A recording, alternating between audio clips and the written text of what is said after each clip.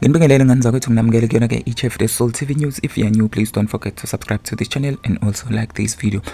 Sekunenhlangano ke lapha ke ekhale ngokuphulwa kwamalungelo eziboshwa. Kushuthi ke inhlangano emele kahle ke ukuphulwa kwamalungelo eziboshwa. Leli ke enilibona lapha ingaphakathi lejele iGosi Mampuru yakhona lapha ePitoli. Kuthiwa ke kuphambene nomthetho sisekelo wezwe ukugqunywa kwesiboshwa ngasodwana ke amahora angu-23 singaxhumani nabantu ke okuyinto egcina leyo iholele ekuthenini ke isiboshwa silimala umqondo nasemzimbeni.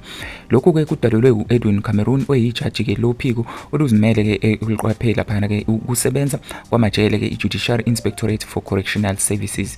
uCameron uthe umthetho wezwe nasemhlabeni jikelele ukubeka kube sobala noma ke kucace lapha ke ukuthi ukugqunywa kwesiboshwa ke ejele akumele kudicilele phansi ke ilungelo nesithunzi saso.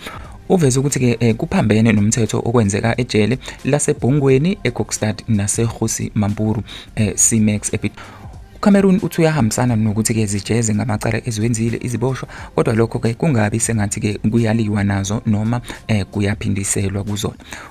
Uphakamisa ukuthi ke iziboshwa zingagcinwa isikhathi ke eside ngazodwana lapha ke kungenasidingo ngaphandle uma kunesizathu.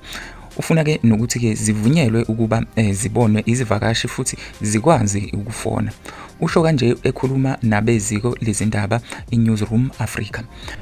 Okhulumela umnyango wezokuhlunyuliswa kwezimilo umnumzane ke Singabakho Nxumalo uthe sekuyihaba ukuqhathanisa isimo ke samajele ke samanje nesimo samajele ke ngesikhathi ke lapha ke salo ubandlululo, ngoba ke okuningi sekwashintsha ngendlela ke eyisimanga. Nxumalo uqhubeka ngokuthi ke lamajele ekukhulunywa ngawo la amajele ke la kuvalelwe khona ke iziboshwa ke ezingozi kakhulu futhi ke ezisuka kwezinye ke izindawo ngenxa yabo lobungozi njalo njalo.